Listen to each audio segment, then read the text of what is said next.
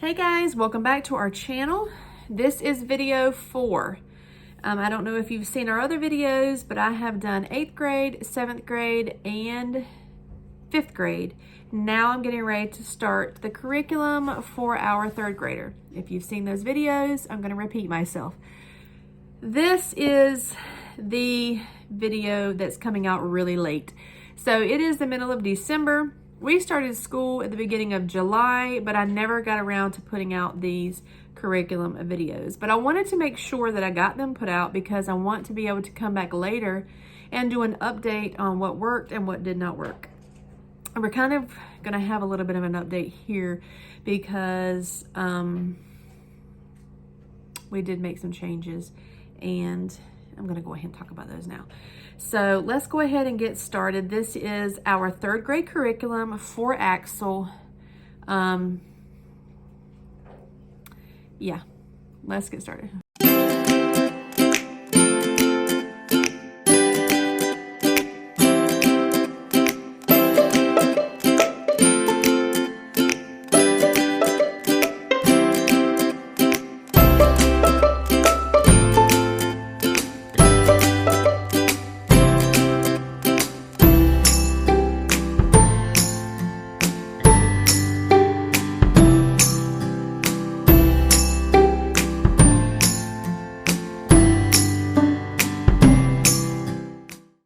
Okay, so I keep catching myself. Axsel is actually in 2nd grade because we kind of held him back a year because he was not catching on to reading as quickly as we would like, and we live in the military community, so it's really difficult not to give our kids grade levels. You know, we go to church, we do all these things where grade levels are required, so they just get used to saying they're in one grade or another. So he's in 2nd grade, even though this should be his 3rd grade year. So let's go ahead and let me get that out of the way, that this is actually 2nd grade curriculum for an 8-year-old, right? So anyway, 2nd, 3rd grade, it doesn't really matter. This is what his curriculum is. So to begin with, let's start with his math. Right now, he is doing arithmetic 2.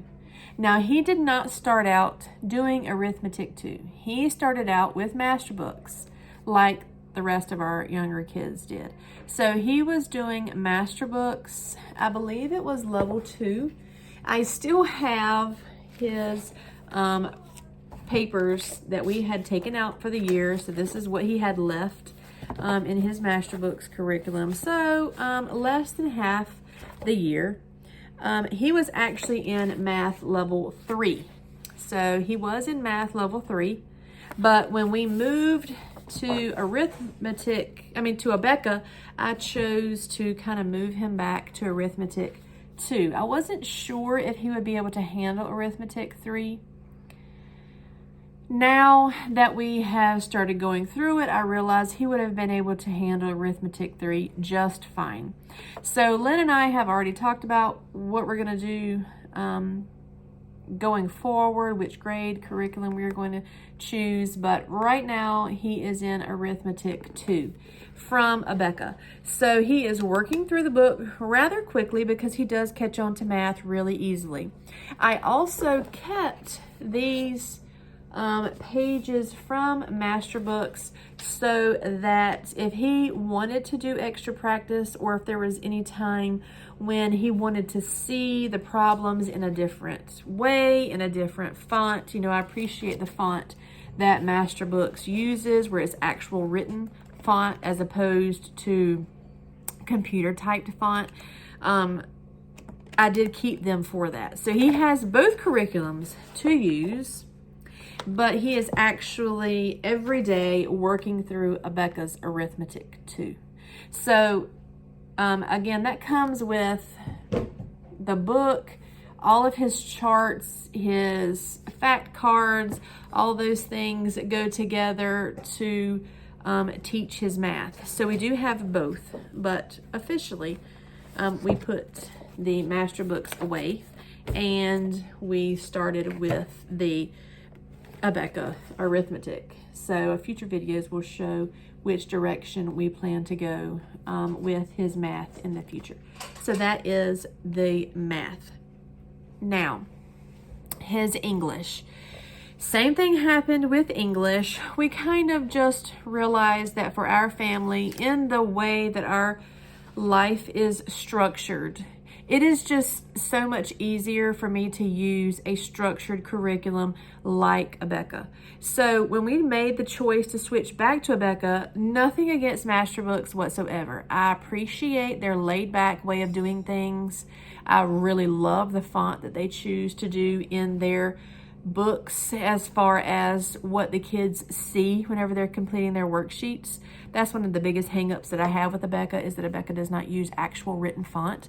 So it's very difficult to teach to young children because they're trying to copy a computer font instead of a font that they actually should be writing. Anyway, I don't write curriculum, so that's just a thing. If anybody from Abeka is looking at this video, you might want to check on your fonts. But anyway, so we switched him to phonics and language 2.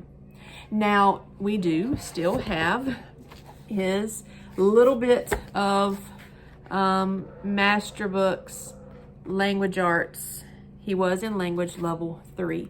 But somebody told me that he should go down a level whenever he goes to Abeka. I don't know if I should have done that or not.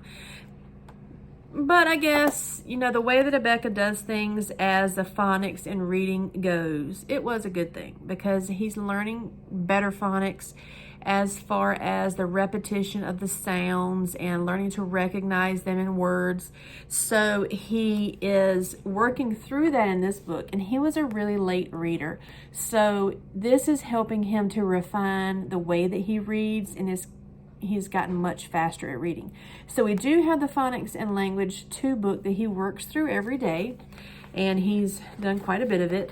But we also have, for extra practice, whenever he just wants something extra to do, we do still have the rest of the master books language lessons 3 here to the side. So we have both of those. Okay, I'm sorry. The maintenance people from our house are outside pressure washing. I don't know if you can hear that or not, but they asked to use our hose hookup in the backyard to pressure wash our fence. So I hope you can't hear that, but they are back there pressure washing our fence, which I'm not going to complain about. It's less that we have to do whenever we come to move out. But anyway, so they're back there pressure washing our fence. So back to the language arts. With his phonics and language 2 from Abeka, that comes with his handwriting. So he does the writing with phonics cursive every day, and he has really pretty handwriting. I tear his papers out, so I don't think you can see it. But he has really pretty handwriting. I do enjoy using the cursive, and actually all of our kids are using cursive. Our first grader, kindergartner, they're all working through cursive. Now, I don't know if we're going to continue using this curriculum or not as far as the handwriting goes. I am still on the fence about that because I do believe that the younger kids should have some practice in both manuscript and cursive. I think that's what it's called, right? Manuscript and cursive.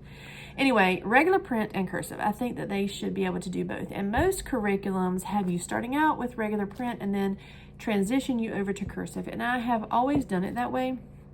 It's just that whenever we switched over to Abeka, we chose to use the cursive for all the children. And so we'll see how that goes. Reid is really picking it up, but that's going to be in Reid's video. But back to writing with phonics 2, his penmanship curriculum, he seems to enjoy it. So that is what he is using now. Also, that comes with his spelling and poetry. Now, we do not use this because we started using it in the very beginning, but I just made the executive decision that we are not going to do spelling until after 3rd grade because these kids that I am teaching, they can barely read proficiently to begin with, and teaching them to spell on top of that, it makes me feel like that is just a lose-lose situation because the English language is so difficult to teach. It is so difficult to learn, as far as 1,000 rules are broken. Every time you teach the kid a rule, then you have to teach them how the rule is broken. So I just do not think that they have the mental capacity to be able to spell words this early. So we do not use this. The poetry that comes along with it, I also don't use that. So we pretty much don't use this book at all. We did use it for the first 3 weeks, I think, but we're just not doing it. And so I will definitely not be purchasing the replacement copy for that for any of my second graders. But the Abeka Language Arts also comes with the readers. Now, we do poetry for our little kids. I just don't use that poetry book. I prefer to find the poetry in the actual reader. So like we have this page right here marked because this was a story that he was reading in his book, and I made him memorize this book, this poem right here. So that's just the way that we chose to find our poetry for them to learn. Okay, so for Bible, I don't have that book either, y'all. I'm just gonna post the pictures of these things over here in the corner so you can see. For Bible, we're using, they used the More Than Words Level 1. So I have both Axsel and Mallory working through Rebecca Spooner's More Than Words Level 1. So I have the sheets that are printed. I have the sheets that they are due. And so they do, I think it's broken up into 4 days a week.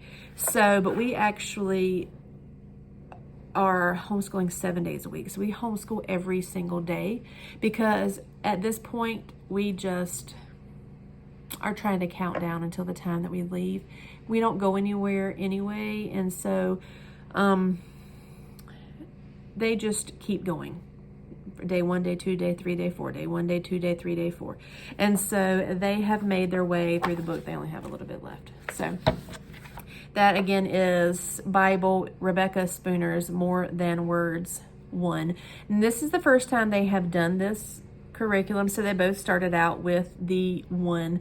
I am still trying to decide what we're going to do about Bible next year. I do like this book, but I'm not sure if we're going to do it together as a family or not. So that's the only reason why. I do enjoy the curriculum though. For their history, I don't have the book, y'all. I just don't have the book because I tore out all their pages and I put them in our filing cabinet, and I just pull out the weeks that we had to, the week that we're on. So like this is how much they have left. So we have like just a little bit left here, and they do it 5 days a week. I'm almost finished. And so, but this is my story 1. So again, him, Axsel, my 3rd grader, and my 1st grader are working on the same thing for history. And this history we have actually also used as science. So when they are going through the history, like it says, like it'll say at the beginning to check out or to look for different things. Anyway, so like it says beach, right? So they're supposed to look through, talk about being in the beach, and that's just what we use for their science. As far as there is no real curriculum, like science curriculum. So we're kind of using the My Story 1 as both their history and their science. And so they just work through that together, and it has really worked out really, really well. Still trying to decide if I want to do the next book. Because again, we're going to use a different Master Books curriculum. This is for Master Books, by the way, My Story 1, if you're wondering. So we are actually going to be doing history altogether for master books next year. And so I'm not sure how that's going to play out as far as whether or not I want to bring the littler kids along. Axsel for sure will, because he'll be going into 3rd, 4th grade, depending upon whether or not we move him up. But I don't know, y'all. It's homeschooling. You do what you have to do. You know, y'all understand. So that is our 3rd grader, kind of 2nd graders curriculum. If you have any questions about the curriculum, you can put them down in the comments below. I'll do a flip through if I have. You know, a lot of it is worksheet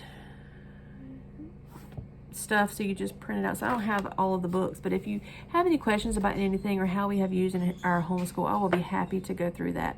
So 2 more videos to go. If you haven't checked out our other videos, go back and check those out now. And keep joining us here at Raising Up Rogers. So until next time, bye.